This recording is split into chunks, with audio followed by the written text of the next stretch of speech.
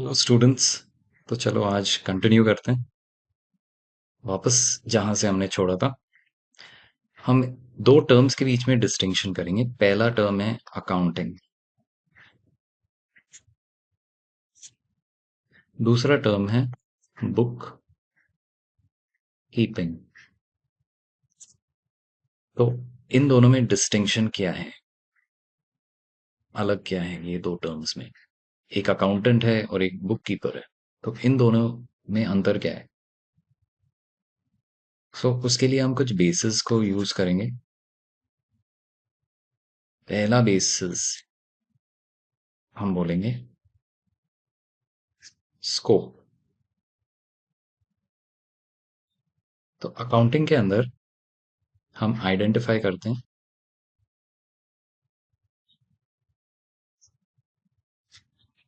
Business transactions,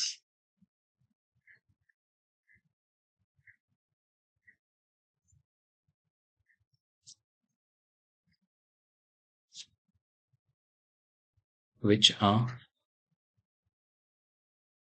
monetary. Okay, वही points जो हमने कुछ टाइम पहले पिछले क्लास में पढ़े थे, जो अकाउंटिंग के फीचर्स थे, वही सारे पॉइंट्स यहाँ पे आएंगे। तो identification of business transactions which are monetary. उसके बाद नेक्स्ट पॉइंट हमने देखा था रिकॉर्डिंग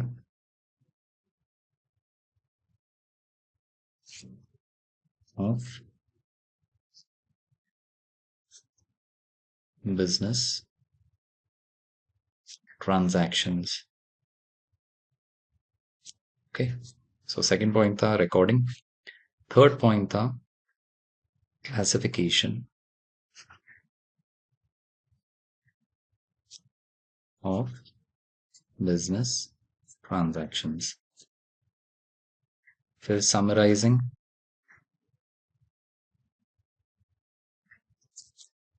बिजनेस ट्रांजैक्शंस। फिर analyzing and interpreting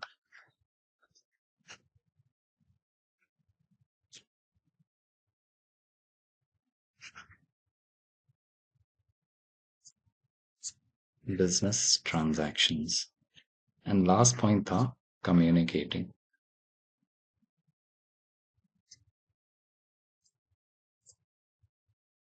business transactions. तो अकाउंटिंग के अंदर कोई भी अकाउंटेंट क्या क्या करता है? पहले तो वो आइडेंटिफाई करता है बिजनेस ट्रांजैक्शंस कौन से हैं, वो बिजनेस ट्रांजैक्शंस मॉनेटरी होने चाहिए। उसके बाद वो रिकॉर्ड करता है ये बिजनेस ट्रांजैक्शंस। फिर वो क्लासिफाई करता है, फिर उसका समरी बनाता है, फिर उसको एनालाइज और इंटरप्रेट करता है, और फिर कम्युनिकेट करता है किसको? जो भी इंटरेस्टेड है ये इंफॉर्मेशन जानने के लिए। अब अगर मैं दूसरे वे में बुक कीपर की बात करूं, तो बुक कीपर ये सारे काम नहीं करता पूरा शुरू से लेके एंड तक। बुक कीपर कुछ काम करता है इनमें से, और वो कौन से काम है? उनमें से वो पहले तो आइडेंटिफाई करता है,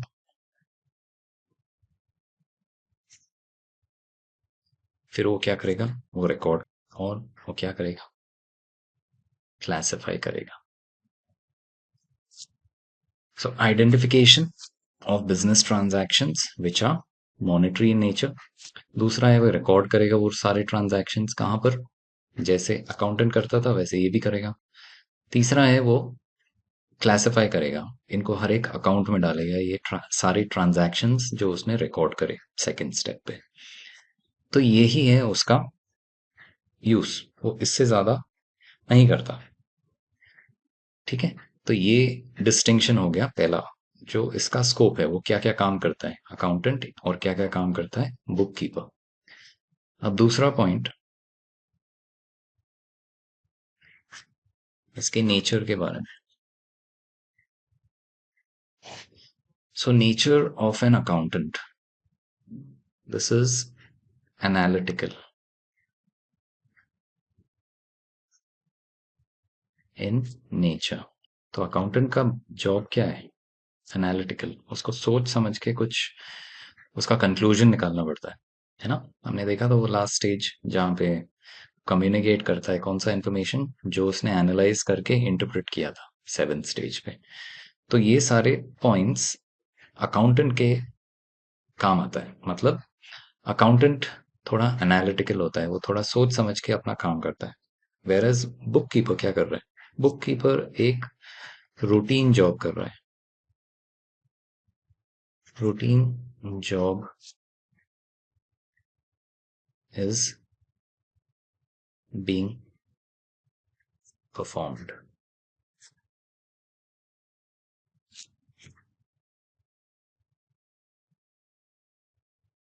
Performed by who? Performed by a bookkeeper.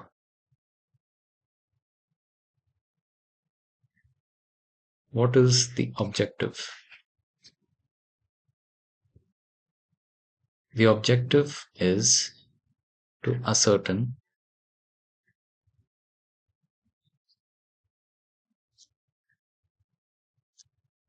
the net results and communicate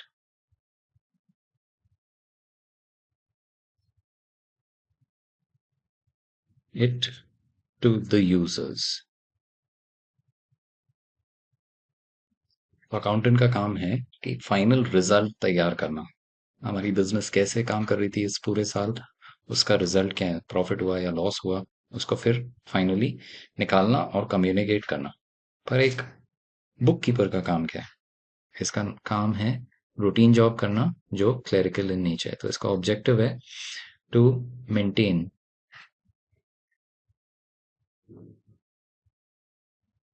the accounting records. इसका काम बस है कि लिखते रहो। आज बिजनेस ने कुछ गुड्स खरीदे तो उसको लिखो, कल इसने कुछ गुड्स बेचे तो उसको लिखो। फाइनली कंक्लूजन इसका काम नहीं है, इसका काम यहीं पे खत्म हो जाता है, बस लिखते रहने का काम।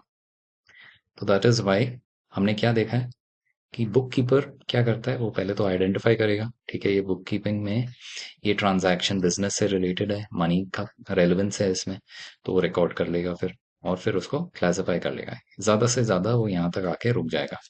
पर अकाउंटेंट का काम उससे भी ज्यादा है। अकाउंटेंट का काम लास्ट स्टेज तक चलता रहता है, जहाँ पे वो कम्युनिकेट करता है अपने बिजनेस के फाइनल रिजल्ट्स। तो ये है कुछ पॉइंट्स। अब यूजर्स ऑफ फाइनेंशियल इंफॉर्मेशन, ये हमारा नेक्स्ट टॉपिक है। अब हमारे यूजर्स कौन से होते हैं, हमने कुछ टाइम पहले भी देखा था लास्ट क्लास में।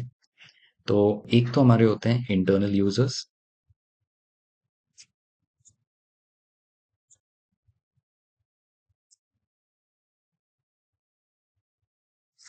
तो internal users, so they have a direct interest in our business.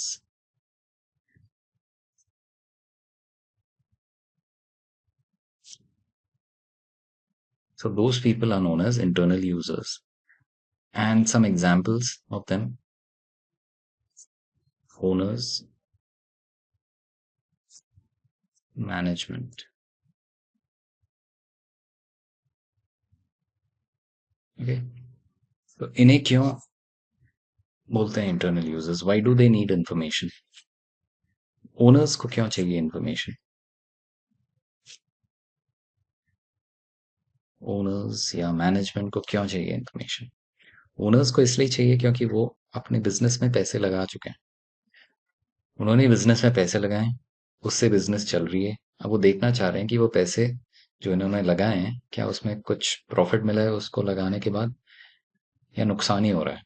क्योंकि अगर वो ये पैसे इस बिजनेस में नहीं लगाते तो वो कहीं और रख देते, वो शायद बैंक में रख देते जहाँ पे उन्हें कुछ इंटरेस्ट मिल जाता। तो बिजनेस में लगाने से उनको फायदा हो रहा है, वो इनको जानने की जरूरत है। And that is why owners are wanting to know the profits. Okay, why is the management wanting to know? अब ओनर और मैनेजमेंट क्या अलग अलग चीजें हैं? यस, अलग है, हो सकती हैं अलग, सेम भी हो सकती है।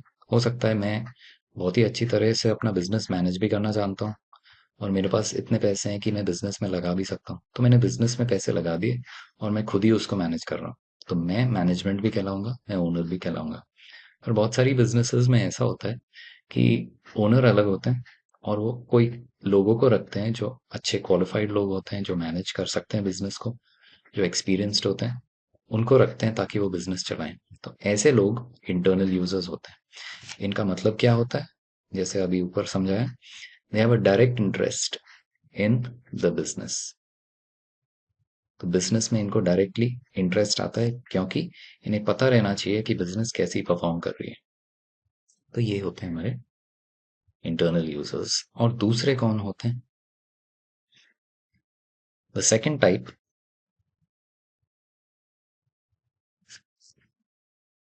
external users.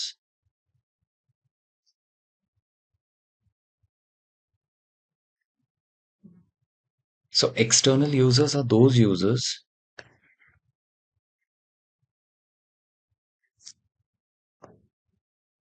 who have no direct interest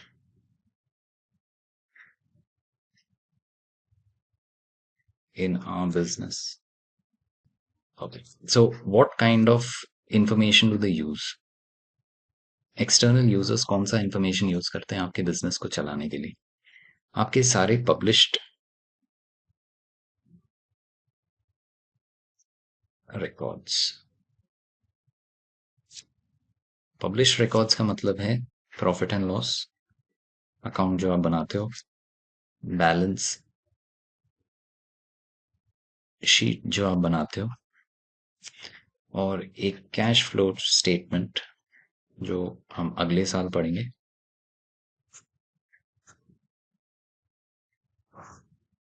ये सब चीजें यूज करके ये अपने बिजनेस की इंफॉर्मेशन यूज करते हैं, तो इन्हें हम बोलते हैं एक्सटर्नल यूजर्स। हमारे बिजनेस के कौन से पब्लिश्ड रिकॉर्ड्स हैं, एक बार वापस से देख लेते हैं। हमारे बिजनेस के कुछ पब्लिश रिकॉर्ड्स होते हैं जो कोई भी बिजनेस पब्लिश करता है, या तो अपने अखबार में डालता है या कहीं पे भी पब्लिश करता है, वो बताता है लोगों को। और कौन कौन सी चीजें बताता है? वो एक अपना प्रॉफिट एंड लॉस स्टेटमेंट या अकाउंट बनाता है, अपना बैलेंस शीट बनाता है और एक कैश फ्लो स्टेटमेंट बना के बताता है। तो ये सारे इंफॉर्मेशन कोई इन कोई बिजनेस पब्लिश करता है, एंड वो इंफॉर्मेशन जब आप यूज करते हो अपने कुछ जानकारी के लिए, वो बिजनेस के बारे में जानने के लिए, तो इन लोगों को बोलते हैं external users.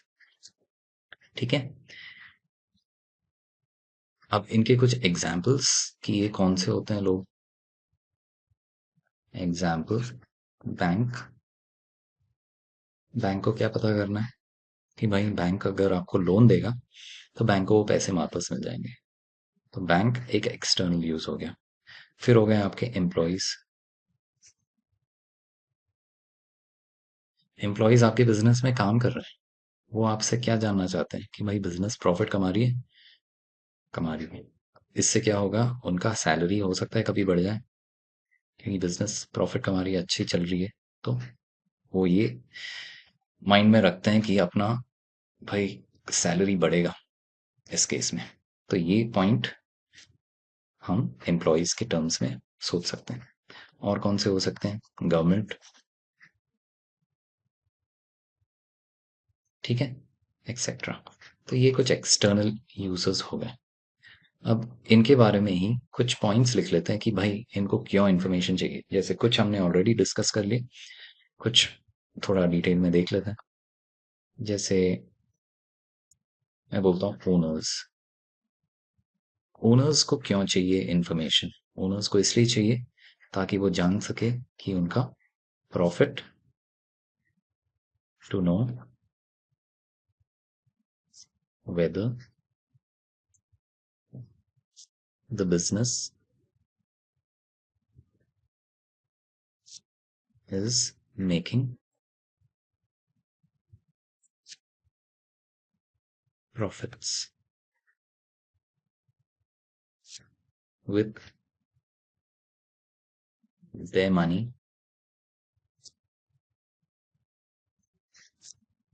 which is invested.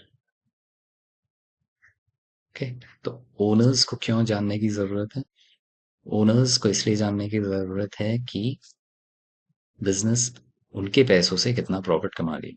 क्योंकि वरना वो क्या करती, वरना वो ओनर्स क्या कर सकते थे, वो अपने पैसे को कहीं और लगा देते, वो बिजनेस चालू ही नहीं करते।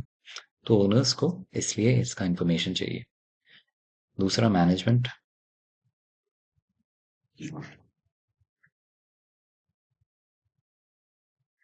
मैनेजमेंट को क्यों इसका इंफॉर्मेशन चाहिए? मैनेजमेंट जैसे हमने अभी देखा, to know weather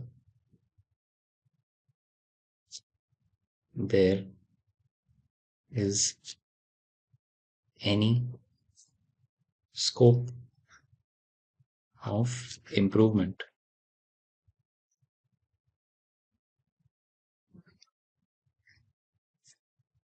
in a certain area. Okay, तो मैनेजमेंट को क्यों जरूरत है इस अकाउंटिंग इंफॉर्मेशन की, जो भी हम बता रहे हैं? मैनेजमेंट को इसलिए चाहिए क्योंकि वो कंपेयर करेगी, वो देखेगी कि भाई पिछले साल हमने ये डिसीजंस लिए, हमने इतने एसेट्स खरीदे, हमने कितने गुड्स बेचे और उससे हमें कितना प्रॉफिट मिला। तो ये कंपेयर करके वो डिसाइड करेगी कि कहीं पे इम्प्रूव करना है क्या हमें। Next, short term lenders. So short term lenders, lenders मतलब जो कुछ टाइम के लिए पैसे दे, शॉर्ट टर्म। तो ऐसे क्यों होंगे लोग जिन्हें हमारे अकाउंटिंग इंफॉर्मेशन के बारे में जानने की जरूरत है? ताकि to know whether they would get back their money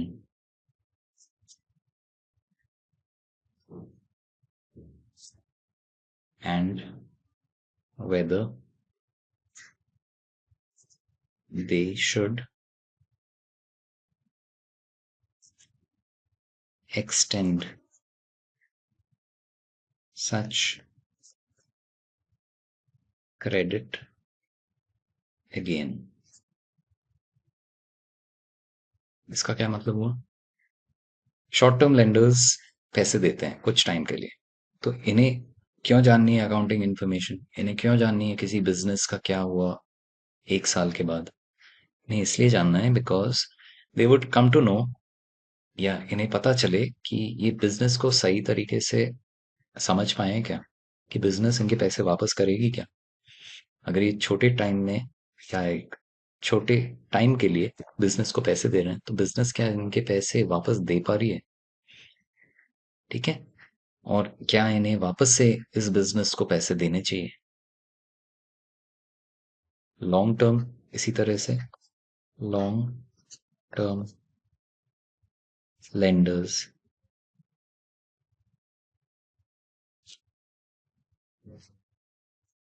they want to know because they want to know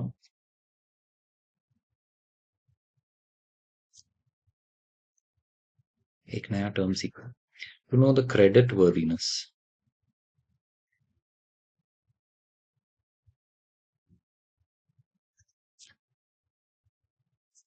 any business and get back their principal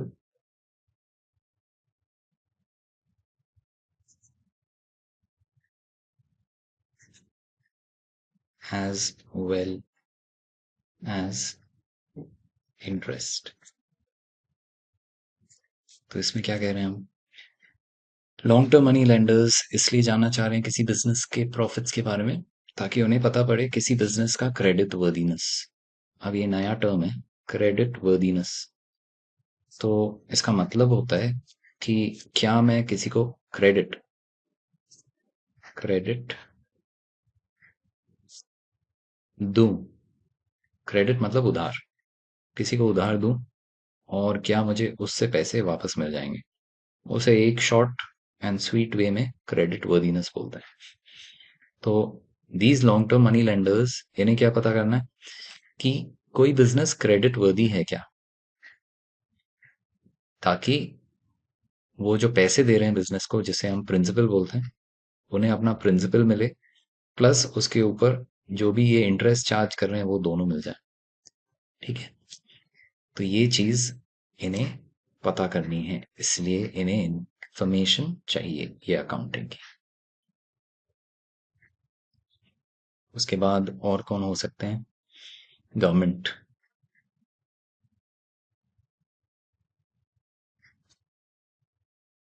government को तो अपने पैसों से मतलब है ना? To know whether the business wants, not wants, can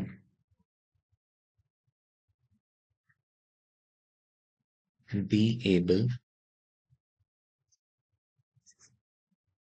to pay taxes। Government को क्या चाहिए? टैक्स। किसी भी बिजनेस जो परफॉर्म कर रही है अच्छी तरह से, या कैसे भी परफॉर्म कर रही है, गवर्नमेंट को पैसों से मतलब है, तो गवर्नमेंट उससे पैसे लेना चाहेगी, जैसे हम टैक्स के वे में लेते हैं। गवर्नमेंट को इसकी इंफॉर्मेशन जाननी है उस बिजनेस की। तो ये कुछ ऐसे सोर्सेज हैं जो, या कुछ ऐसे आ, क्या बोल सकते हैं, यूजर्स हैं जो अकाउंटिंग की इंफॉर्मेशन जानना चाह रहे हैं इन सब रीजंस के लिए। फिर एक और पॉइंट हम बात कर सकते हैं उसके बारे में, कॉम्पिटिटर्स के बारे में। अब भाई, मेरे बिजनेस के कोई कॉम्पिटिटर्स हैं, लेट्स से मैं जूते बनाता हूँ मेरे बिजनेस में, तो मेरी जो शू फैक्ट्री है या जो शू का बिजनेस है, इसके कुछ कॉम्पिटिटर्स होंगे, दूसरी भी तो कंपनी होगी। तो इन्हें मेरे बिजनेस के बारे में जानने की जरूरत क्यों है? इन्हें इसलिए जरूरत है to know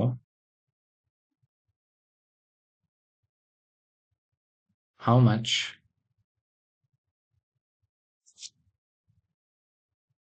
the business is performing with their resources,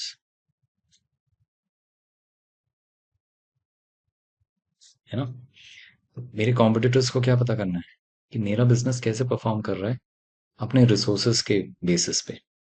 उनके पास उनके रिसोर्सेज हैं, तो वो हमारे बिजनेस को स्टडी करेंगे, उसको देखेंगे कि भाई इनके पास तो कैश लेट्स से 10 लाख है, मशीन पड़ी हुई है 15 लाख की, इनके पास रॉ मटेरियल्स हैं 5 लाख के, तो ये इन सब चीजों को यूज करके कितना प्रॉफिट कमा लेती है साल में, उससे वो अपना बिजनेस कंपेयर करेंगे कि हमारे पास हो सकता है उससे भी ज्यादा है, तो क्या हमारा बिजनेस उससे ज्यादा कमा रहा है?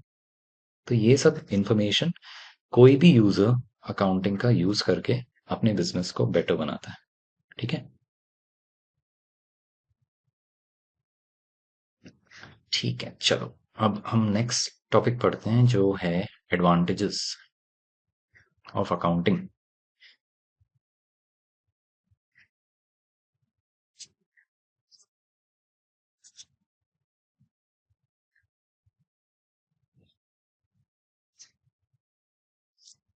सो सबसे पहला पॉइंट जो आप देखते आ रहे हो,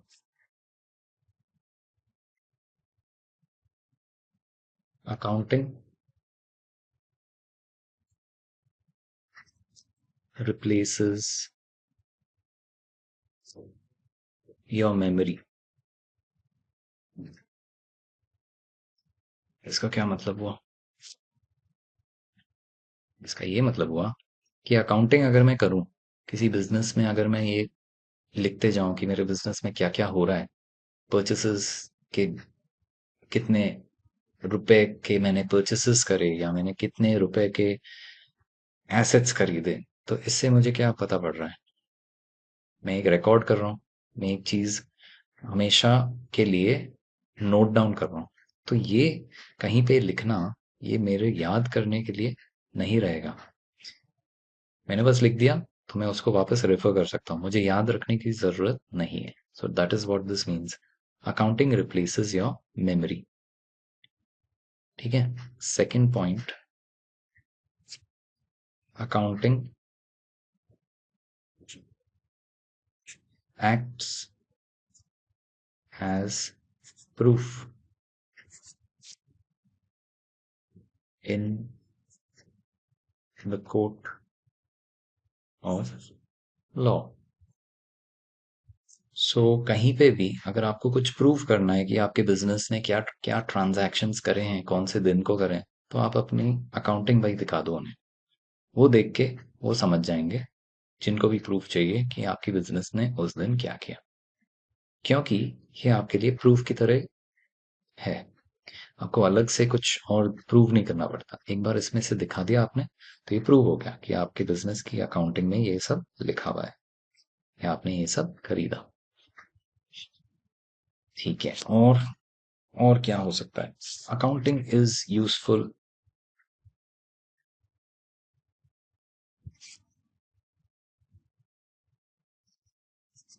इन प्लानिंग। ओके, तो अकाउंटिंग तो हम करते जा रहे हैं, हर साल कर रहे हैं। हमारी बिजनेस का स्टेटस पता पड़ रहा है कि क्या कर रही है हमारी बिजनेस, कैसे परफॉर्म कर रही है। तो ये सब देख के हम कुछ प्लान कर सकते हैं कि पहले साल में लेट्स से हमने 10 लाख रुपए कमाए, दूसरे साल में 12 लाख कमाए, तीसरे साल में हम ये प्लान कर सकते हैं कि भाई इसी तरह चलते रहें तो अगले 5 साल में हो सकता है 20 लाख कमा लें।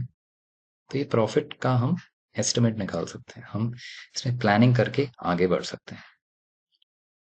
फोर्थ, ये बहुत ही बड़ा एडवांटेज है, अकाउंटिंग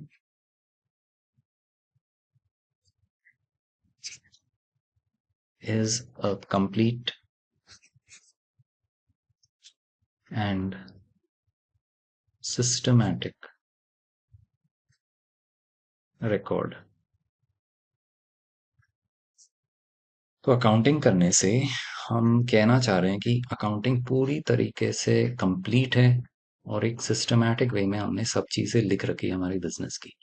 तो जो भी आपको पता करना है आपके बिजनेस का, वो इस अकाउंटिंग को देख लो और वो पता पड़ जाएगा आपको। आपको कहीं और जाने की जरूरत नहीं है। तो ये बहुत बड़ा एडवांटेज है, आपको सारी इन्फॉर्मेशन एक ही जगह मिल जाती है अकाउंटिंग के बारे में। ठीक है, दो और पॉइंट करते हैं, थोड़े इंपॉर्टेंट लग रहे हैं मुझे। Accounting helps in raising loans. मतलब हमारी बिजनेस को लोन चाहिए तो हम बैंक के पास जाएंगे, बैंक हमसे क्या मांगेगा? बैंक हमसे कुछ प्रूफ मांगेगा कि भाई आपने इतने साल काम किया, आपने अपने बिजनेस में क्या कमाया। आपके बिजनेस के रिकॉर्ड्स देखेंगे कि भाई आप इनको पे कर पाओगे क्या बाद में। तो ये सब चीजें कैसे पता पड़ेगी बैंक को? जब आपके बैंक आपके अकाउंट्स को देखेंगे तो वो समझ जाएंगे हाँ पहले साल में इन्होंने 10 लाख कमाए, दूसरे साल में 12 लाख, और सो एंड सो चलते चलते हर एक साल में वो दिख जाएगा उनको। तो वो एग्री हो जाएंगे आपको लोन देने के लिए। तो ये पॉइंट भी है। Sixth point, accounting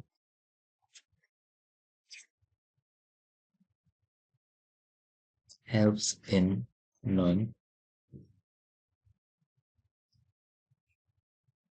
the profit and loss as well as the financial position of the business।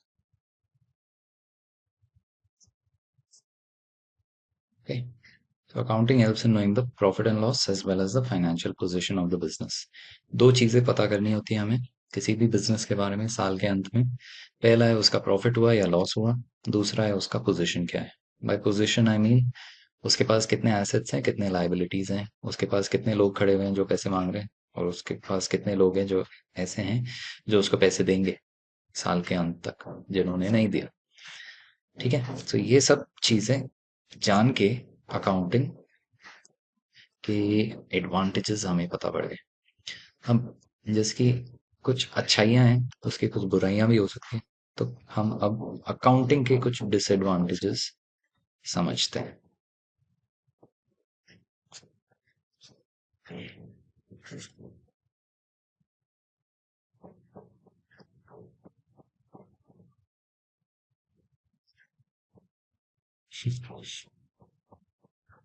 बच्चे बोल रहे होंगे कुछ डिसएडवांटेज क्यों हैं, फिर हम ये सब्जेक्ट क्यों पढ़ रहे हैं। पर होते हैं, कुछ तो होते ही हैं। पहला point, accounting is influenced by personal judgments.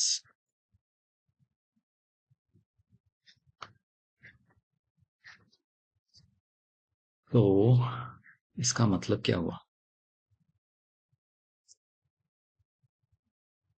जब हम अकाउंटिंग करते हैं तो हम कुछ जजमेंट लेते हैं, हम कुछ डिसाइड करते हैं, हम कुछ एस्टिमेट बनाते हैं, हम कुछ दिमाग में रख के अकाउंटिंग करते हैं। जैसे एक टर्म होता है डेटर्स, जो हम बाद में सीखेंगे, जिसके बारे में थोड़े चैप्टर्स के बाद।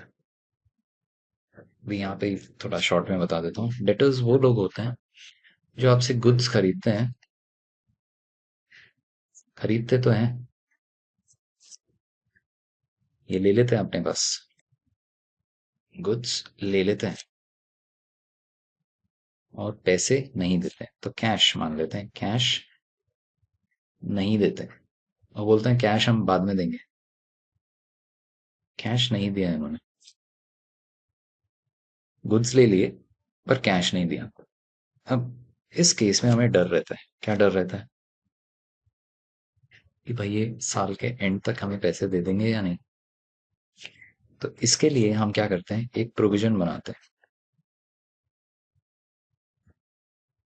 प्रोविजन मतलब कुछ दिमाग में रखते हैं और कुछ पैसे साइड में रख लेते हैं, ऐसे समझ लो। तो कुछ प्रोविजन बनाते हैं जिसको हम बोलते हैं प्रोविजन फॉर डाउटफुल डेट्स।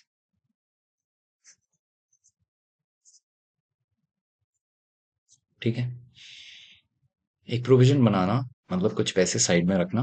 किसके लिए? डाउटफुल डेट्स, कि भाई ये पैसे नहीं दे हमें, तो साल के अंत में हम एटलीस्ट ये सोच के इसको कवर अप कर लेंगे। ये नुकसान हो गया हमारा साल के अंत तक अगर पैसे नहीं आए, तो इसके बारे में सोच के कि कुछ इसमें पैसे रखे हुए हैं, उससे ये लॉस जो हमें होगा इसको हम कवर अप कर लेंगे। तो हम एक एस्टिमेट बना रहे हैं, एक पर्सनल जजमेंट बना रहे हैं, कि कह रहे हैं कि एक प्रोविजन बना के रखते हैं 5,000 रुपए का। ठीक है, अब जब हम एक प्रोविजन बना रहे हैं, तो ये प्रोविजन कहाँ से बना रहे होंगे, ये सोचो पहले तो। अगर हम एक प्रोविजन बना रहे हैं तो ये पैसे हमें हमारे इनकम्स के वहां से निकालना पड़ेगा। हमारे पास कुछ पैसे होंगे तभी तो हम ये अलग से रख रहे होंगे। तो हम अगर हमारे खुद के पैसों में से 5,000 रुपए कम करके दिखा रहे हैं, 5,000 रुपए कम करके दिखा रहे हैं, ये हमारे कैश का लेट्स से बैलेंस है। हमारे कैश में लेट्स से 10,000 रुपए।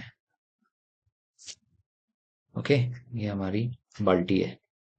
इसमें से हम 5,000 रुपए कम करके दिखा रहे हैं, तो हमारे बाल्टी में कितने बचे? वापस से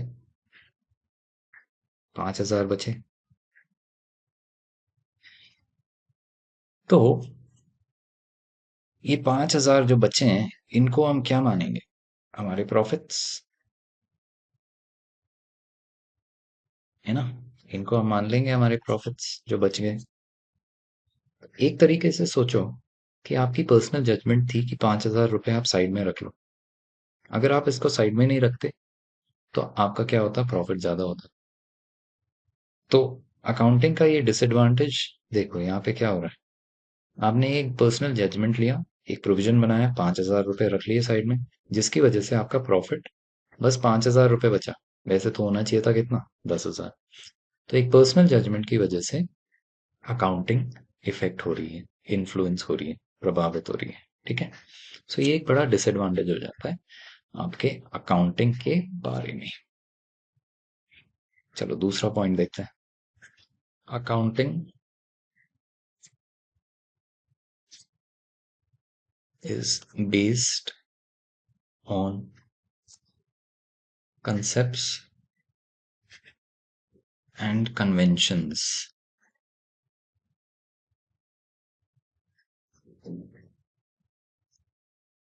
So जैसे मैंने एक पॉइंट में समझाया था पहले, जब हम फीचर्स ऑफ अकाउंटिंग कर रहे थे, the second point, I think it was that accounting, no, I think it was the first point. It was accounting is an art as well as a science, है ना? So we saw art means we are using or we are doing accounting in our own way. But when I spoke of science, मैंने क्या कहा था? Science क्या होती है? एक well defined body of knowledge. तो यहाँ पे मैं वही कह रहा हूँ, accounting is based on concepts and conventions, मतलब कुछ रूल्स या बाउंड्रीज, आप समझ लो। तो कुछ बाउंड्री के भीतर इसको हम करते हैं। हमारे कुछ बंदिशें हैं, जो बोलते हैं ना कि इसके बियॉन्ड नहीं जा सकते। कुछ रूल्स एंड रेगुलेशंस के अंदर रह के हम ये अकाउंटिंग करते हैं। एक एग्जाम्पल लेते हैं। एक रूल होता है अकाउंटिंग में, conservatism.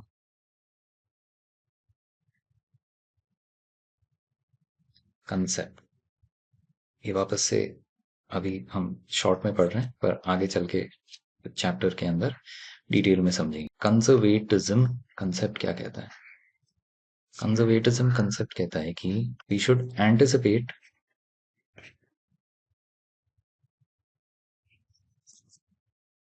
all possible losses but ignore all possible gains। ठीक है, अब इसका मतलब क्या हो गया? कहना चाह रहा है कि एंटिसिपेट करो, सोचो कि हमें नुकसान हो जाएगा, पर ये मत सोचो कि फायदा हो जाएगा। जैसे अभी हमने इसके ऊपर वाले पॉइंट में देखा था, हम क्या सपोज कर रहे थे, कुछ लोग थे जिन्हें हम डेटर्स बोल रहे थे, जो हमें पैसे देने वाले थे। हम उन्हें ही बोल रहे थे कि वो पैसे शायद साल के अंत में नहीं देंगे। तो यहाँ पे वही रूल चल रहा है, कहना तो वही चाह रहा है कि ऐसे कोई नुकसान आप एंटिसिपेट करो, सोचो कि हो जाएंगे, पर कोई फायदा, जैसे सपोज हमारे बिजनेस ने किसी और के ऊपर केस कर रखा है, और हमें पूरी उम्मीद है कि हम जीत जाएंगे वो केस, जिसकी वजह से हमें 1 लाख रुपए मिल जाएंगे। तो ये कह रहा है, ये पॉइंट, ये कंजर्वेटिज्म कंसेप्ट कहना चाह रहा है कि उसे मत सोचो, उसके बारे में सोचो ही मत। ऐसा सोचो ही मत कि आपका फायदा होने वाला है 1 लाख रुपए का, बल्कि आप उल्टा सोचो कि आपका तो नुकसान हो रहा है, वो बैड डेट्स का जो प्रोविजन बनाया था उसका। ठीक है, तो ऐसी सारी चीजें, उल्टी चीजें करने को बोलता है अकाउंटिंग कई बार। तो ये सब एक प्रॉब्लम हो जाती है, कभी कभी डिसएडवांटेज हो जाता है। ठीक है, अभी इतना सोचना मत इस कंजर्वेटिज्म कंसेप्ट के बारे में, इतना जान लो बस जो यहाँ पे लिखा है। आप नोट डाउन करते जाना जो भी मैं लिख रहा हूँ, ये आगे के चैप्टर्स में कभी देखेंगे हम। नेक्स्ट पॉइंट, ये भी एक और जबरदस्त पॉइंट है।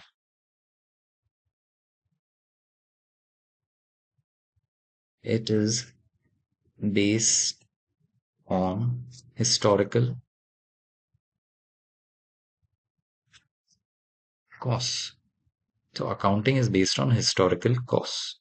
अब व्हाट इज हिस्टोरिकल? हिस्ट्री का मतलब जो भी पहले हुआ है वो आपकी हिस्ट्री है। तो जब भी आप कोई एसेट खरीदते हो, लेट्स से एक मशीन खरीदी जिसकी वैल्यू है 1 लाख रुपए। जब आपने खरीदी तो जब आपने खरीदी, आप उस मशीन की वैल्यू 1 लाख रुपए लिखोगे, ठीक है।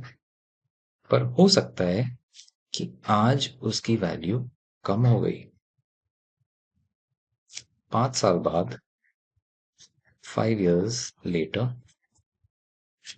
its value has decreased. Let's say it has become 10,000, है ना। नॉर्मली तो होता ही है, कोई मशीन या कोई मोबाइल आप खरीदते हो तो कुछ साल बाद उसकी वैल्यू कम हो जाती है। तो वैसे ही इसकी वैल्यू कम हो गई। पर यहाँ पे क्या है, आपने जो लिख दिया वो लिख दिया, आप उसको कम नहीं करोगे। जब तक आपके पास कोई रीजन नहीं हो, कुछ मेंशन नहीं हो, तब तक आप उसको कौन से कॉस्ट पे दिखाते जाओगे, उसके हिस्टोरिकल कॉस्ट पे, जिस वैल्यू पे आपने उसको खरीदा। ऑल दो रियल वर्ल्ड में ऐसा नहीं होता। रियल वर्ल्ड में क्या होता है, एसेट की वैल्यू कम होती है। सिमिलरली अगर मैं सोचूं तो कोई बिल्डिंग, अगर मैं इसी चीज को एक बिल्डिंग के वे में सोचूं कि बिल्डिंग मैंने खरीदी 1 लाख रुपए की, यहाँ पे अगर मैं बिल्डिंग लिख दूं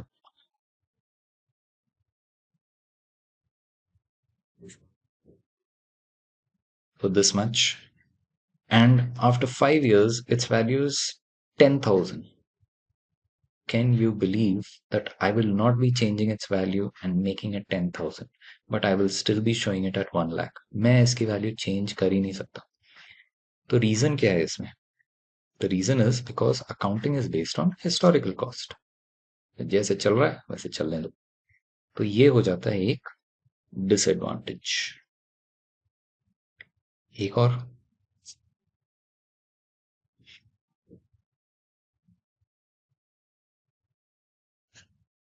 it is affected by window dressing.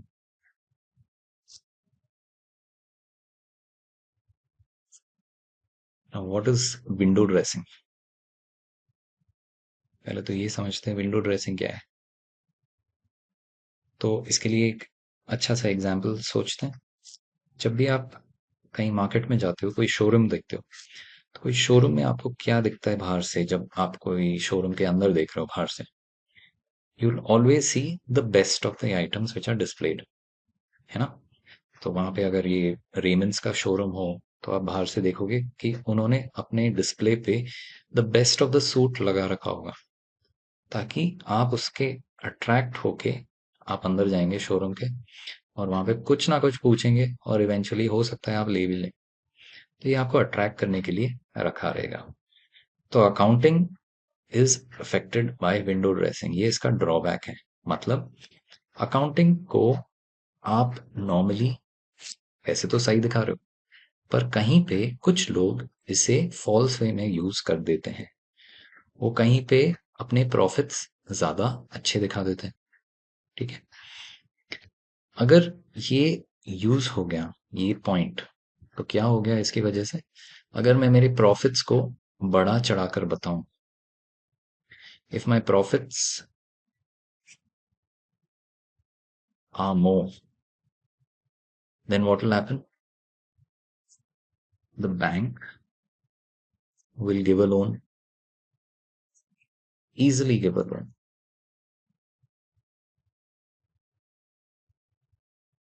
है ना। That's what we saw. Banks कब देते हैं हमें लोन? जब हमारे प्रॉफिट्स दिख रहे हो। तो ये हमारे पास एक, मतलब एक डिसएडवांटेज है अकाउंटिंग का, कि अकाउंटिंग अगर ज्यादा दिखा दी जाए तो इसे विंडो ड्रेसिंग बोलते हैं, और ये हमारे लिए एक डिसएडवांटेज है, क्योंकि इसके वजह से हम इन्फ्लुएंस हो सकते हैं। और इसका एक एग्जाम्पल जिसकी वजह से प्रॉफिट्स में ज्यादा दिखा सकता हूँ, उसका एग्जाम्पल अगर लिखना चाहें तो closing stock is over valued, है ना। क्लोजिंग स्टॉक को अगर आप ओवर वैल्यू करके दिखाएं, जितने की है उससे ज्यादा करके दिखाएं, तो क्या हो जाएगा? आपके पास ज्यादा स्टॉक बच जाएगा, आपके पास ज्यादा गुड्स बच जाएंगे। स्टॉक का मतलब गुड्स। हम आगे वापस से ये पॉइंट भी सीखेंगे कि ये होते क्या है। तो स्टॉक का मतलब गुड्स। अगर आपके पास स्टॉक ज्यादा रखा रहा तो आपका इवेंचुअली क्या हो जाएगा? It's like you have more money or money worth items lying with you, and therefore your profit will show more. So therefore this makes it show that your profits are more, therefore the bank will easily give you a loan. Okay, एक और point कर लेते हैं, ये एक और अच्छा लग रहा है.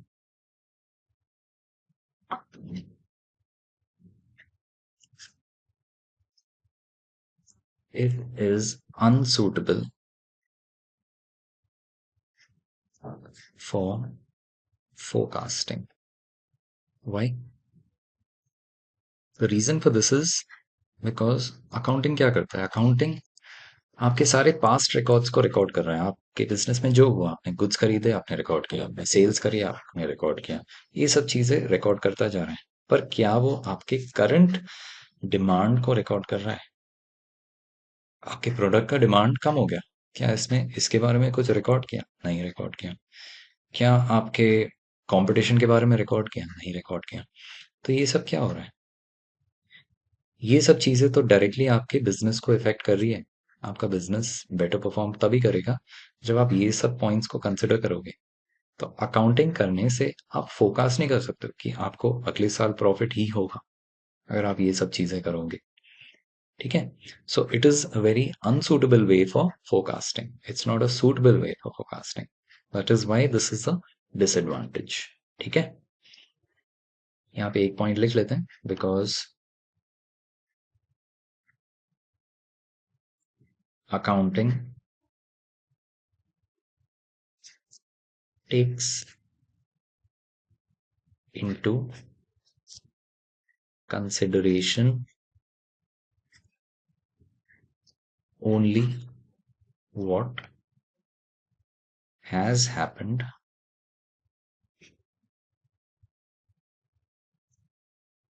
in the past.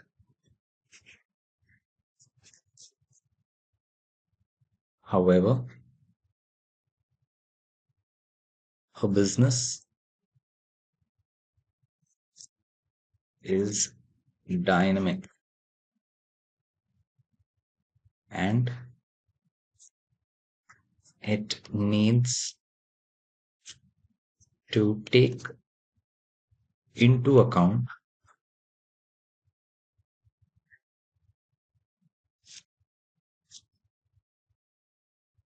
what is currently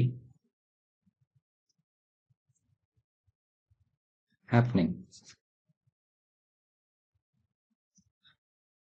Example लिख लेते हैं. Example, customer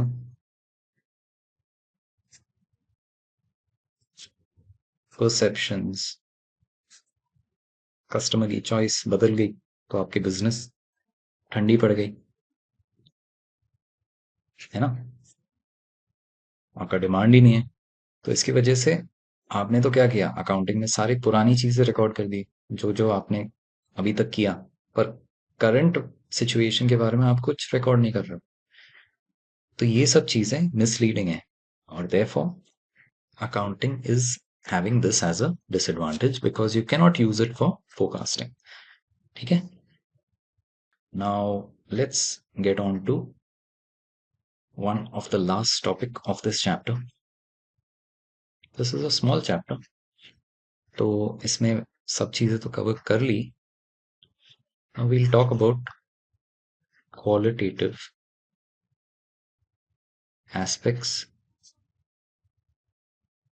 of accounting.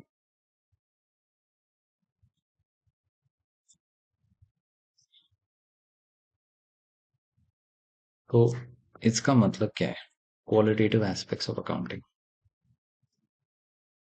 इसका मतलब ये है कि अकाउंटिंग के क्या क्वालिटीज हैं जिनके बारे में हमें जानने की जरूरत है. कि अकाउंटिंग में ऐसे कौन से क्वालिटीज हैं होने चाहिए.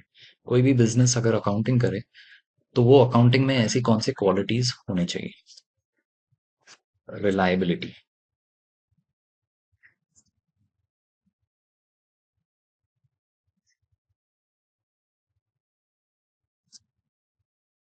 कि how much can I trust, मुझे कितना भरोसा मैं कर सकता हूँ ये अकाउंटिंग पे. अकाउंटिंग कितना रिलायबल है। ओके, तो accounting must be 100% reliable. Accounting must be 100% reliable. That means I must write things in accounting which is having some facts. ऐसे ही नहीं कि कुछ भी लिख दिया मैंने। अकाउंटिंग में जो भी लिखता हूँ वो 100% रिलायबल होना चाहिए। For that we must have suitable source documents.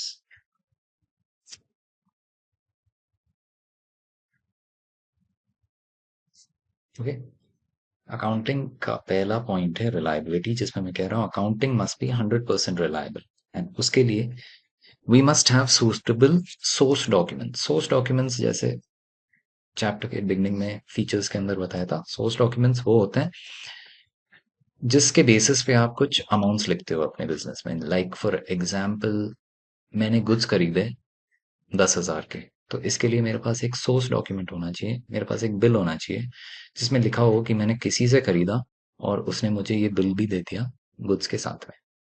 तो वो मेरा सोर्स डॉक्यूमेंट मैं रखता हूँ ताकि कभी किसी को प्रूव करना हो या किसी को चेक करने हो मेरी अकाउंटिंग, तो वो देख के समझ सकता है कि हाँ भाई ये करेक्ट था। So accounting must be 100% reliable. For that, we must have suitable source documents. Okay. So one more point which we will discuss here is we say that accounting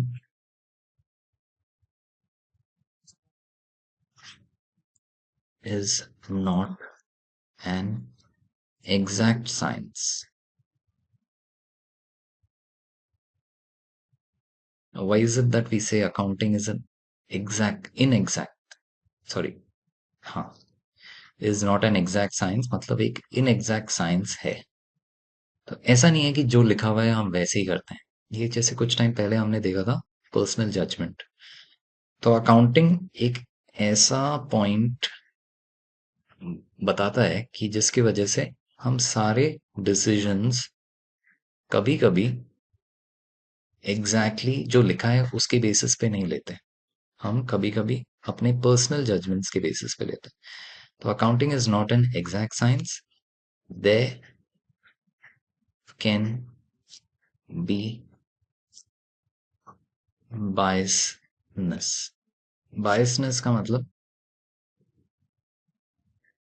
favouritism.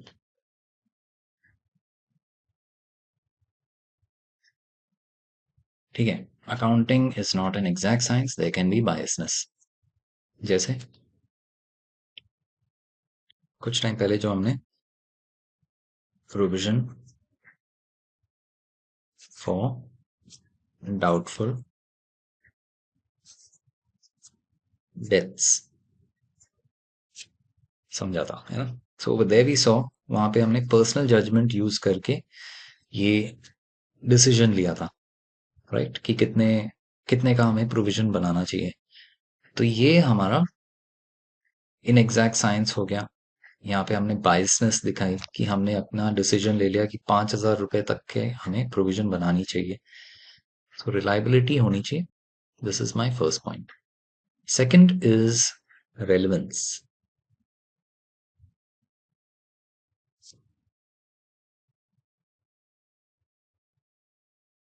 So second point of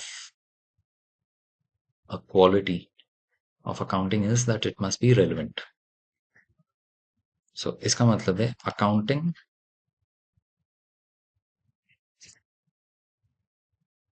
must be done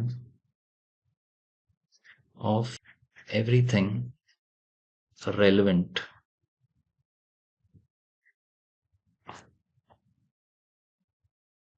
in the business.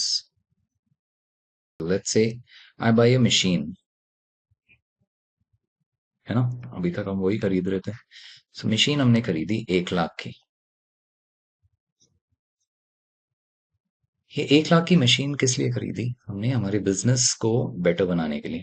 तो if I bought a machine worth 1 lakh, I have to show this in my accounting that I have bought this in this current year because it is going to increase my sales. Okay.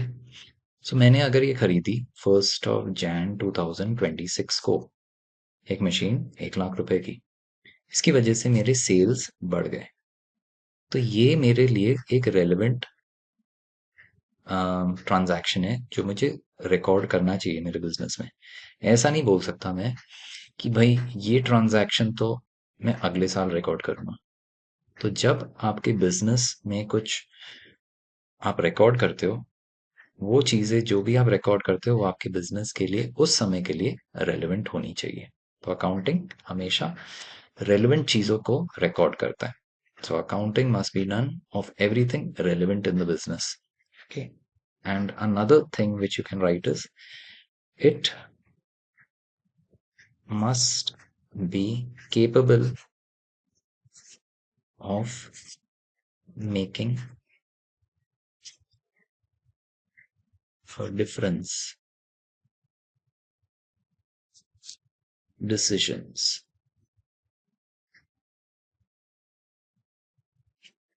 ठीक है। Next point,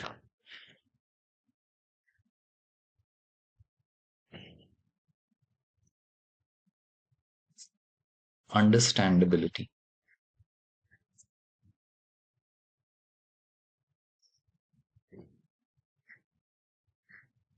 सो understandability का मतलब है कि accounting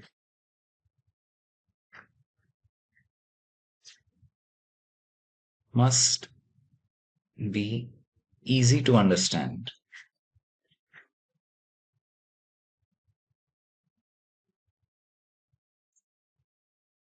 by any person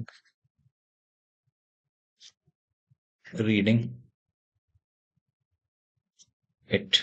तो simple words में accounting ऐसी होनी चाहिए जो इजी टू अंडरस्टैंड हो किसी भी पर्सन के लिए जो उसे पढ़ रहा है।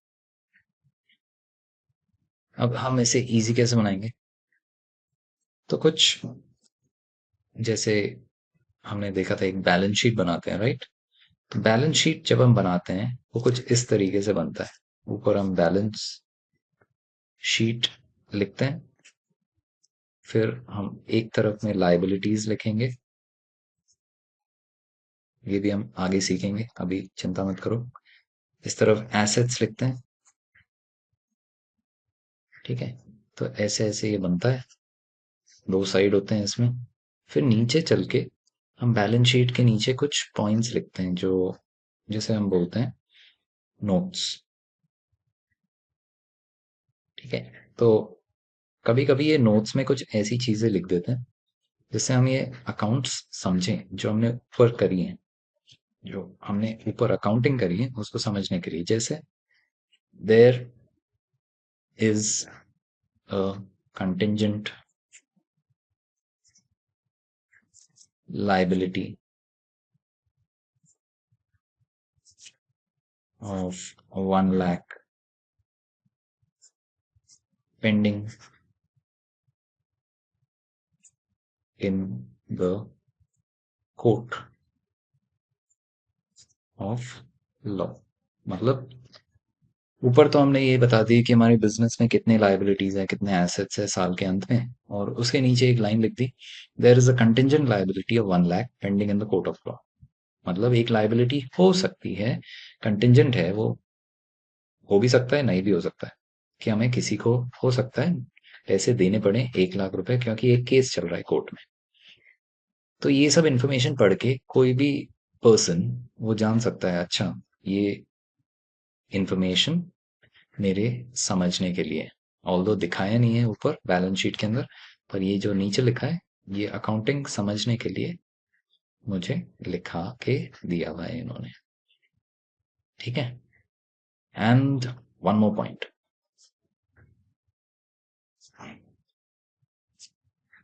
The fourth is comparability.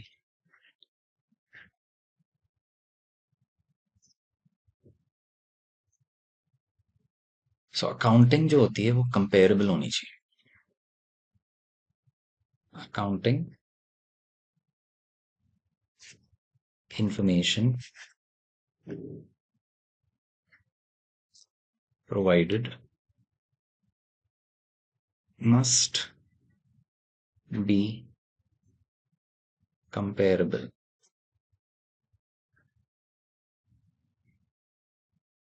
Now for this what happens, इसके लिए हम पता है क्या सीखते हैं? नेक्स्ट ईयर जब आप 12th में आओगे तब आप देखोगे, जब जैसे ऊपर हमने एक बैलेंस शीट बनाई या जैसे हमने कुछ बात करी थी पीएनएल के बारे में, तो ये सब चीजों को हम 2 साल के डेटा के बारे में लिख के बताते हैं। जैसे यहाँ पे हम लिख देंगे current year rupees and previous year rupees. तो हो सकता है कि हम जैसे लेट्स से यहाँ पे सेल्स लिख दें, करंट ईयर में लेट्स से 10 लाख है, प्रीवियस ईयर में लेट्स से 15 लाख है। ठीक है, ओके। तो ये दो देख के आपको क्या समझ में आ रहा है कि हम अकाउंटिंग जब भी कर रहे हैं तो हम कंपेयर कर रहे हैं एक साल का दूसरे साल, ऑल्दो ये प्रीवियस ईयर का रेलेवेंट नहीं है। The reason for writing it over there, इसके साथ में लिखने का रीजन यही है ताकि हम इसको कंपेयर कर सकें। तो अकाउंटिंग के 4 ये पॉइंट्स होते हैं जो क्वालिटेटिव एस्पेक्ट्स होते हैं अकाउंटिंग के, जिन्हें हमें समझना पड़ेगा, जैसे अभी समझाया गया है। सो मेरा point which I just keep fourth before you अभी के लिए, you must just go through your text now, understand this chapter once more through the text, and I'm really confident कि आपको कुछ बेटर समझ में आएगा जब आप वो टेक्स्ट भी पढ़ोगे। तो इससे आपको काफी सारी चीजें क्लियर हो जाएंगी चैप्टर 1 में कि हम ये सब्जेक्ट में क्या पढ़ने वाले हैं, एंड अकाउंटिंग क्या होती है, अकाउंटेंट क्या काम करते हैं, एंड ये इन्फॉर्मेशन किसको यूजफुल है, इसके कुछ एडवांटेजेस, इसके कुछ डिसएडवांटेजेस, एंड इसके सारी फीचर्स। ठीक है, so we will stop here, आगे मिलते हैं, तब तक के लिए ऑल द बेस्ट।